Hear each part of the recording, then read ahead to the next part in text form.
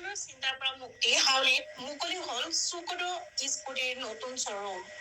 ৰাজ্যজুৰি পেট্ৰলৰ আকাশলংঘী মূল্যই সৰ্বসাধাৰণ গ্ৰাহকক জুৰুলা কৰাৰ সময়তে হাউলিৰ ৰাইজৰ বাবে এক সুখবৰ।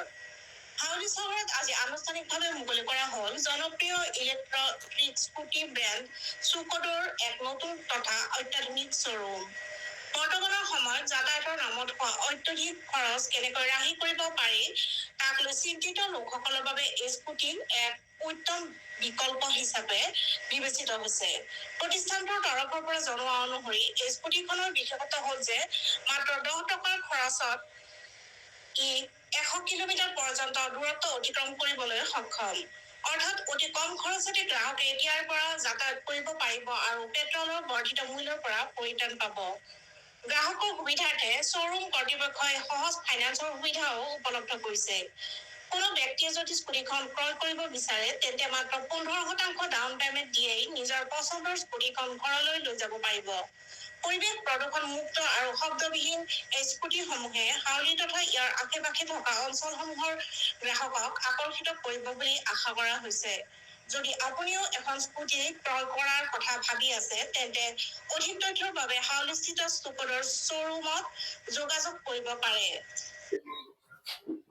যেহেতু আজিকালি যান-বাহনৰ কাৰণে বহুত কষ্ট হয়, এই গাড়ীখনে মই ৰাইজক সকাহ দিব বুলি ভাবো আৰু ভাল সকলোৱে ছোৱালীবিলাকেও চলাব পাৰিব, ল'ৰাও চলাব পাৰিব। পেট্ৰলৰ দাম বাঢ়ি আছে, গতিকে ইলেক্ট্ৰিকৰ যিহেতু এইটো এটা সুবিধা হৈছে, খুব ভাল পদক্ষেপে লৈছে। তাৰ কাৰণে মই তেওঁলোকৰ উজ্জ্বল ভৱিষ্যত কামনা কৰিম। চেয়াৰমেন হিচাপে আৰু কি মই আৰু ভাল পাইছো আৰু বেটাৰী গাড়ী চলালে যিহেতু ফাইনেন্সৰ সুবিধা থাকিব, গোটেইখিনি যিহেতু এটা সুবিধা আছে সকলোৱে ল'ব পাৰিব। কাৰণ আজিকালি যান-বাহনৰ বহুত মানে কষ্ট হয়, সেইকাৰণে এই গাড়ীখন ওলোৱাৰ কাৰণে বহুত ভাল হৈছে, বহুত ভাল হ'ব। সৰ্বপ্ৰথম মই হাউলিবাসীক মোৰ আন্তৰিক অভিনন্দন জ্ঞাপন কৰিছো। এইটো আমাৰ Chukdo electric India private limited Indian গাড়ী।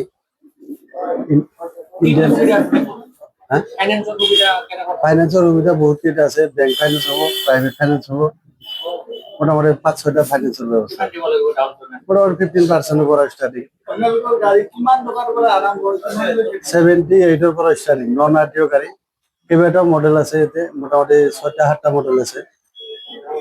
নন আৰটিঅ আছে 2টা আৰু আৰটিঅ থকা আছে 5টা।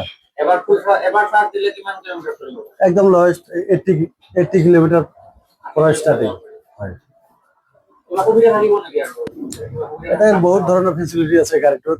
গাড়ীটো কিবা কাৰণবশত যদি ক'ৰবাৰ পৰা হেৰাইও যায়, আমাৰ এনেকুৱা চিষ্টেম আছে, আমি চিষ্টেমৰ পৰা অট'মেটিক লক কৰি দিব পাৰিম। হয় আছে, নিশ্চয় আছে। এইটো এই শ্বৰুম কৰ্তৃপক্ষই এইটো পাৰ্চনেলি কিবা এটা অফাৰ ৰাখিছে, তেওঁ চিক্ৰেটভাৱে এইটো মানে প্ৰদান কৰিব। আৰু আমাৰ ডিলাৰৰ তৰফৰ পৰা আজি যদি কোনোবাই গাড়ী ক্ৰয় কৰে এটা কেছ ডিছকাউণ্ট, আমি 5,000 টকা কেছ ডিছকাউণ্ট কৰিম। এইটো হাউলিৰ মেইন ৰোড জুনিয়ৰ কলেজৰ অপজিট চাইড। এই ক্ষেত্ৰততো ৰাইজে বহুত ধৰণৰ মানে হেৰি সকাহ পাব।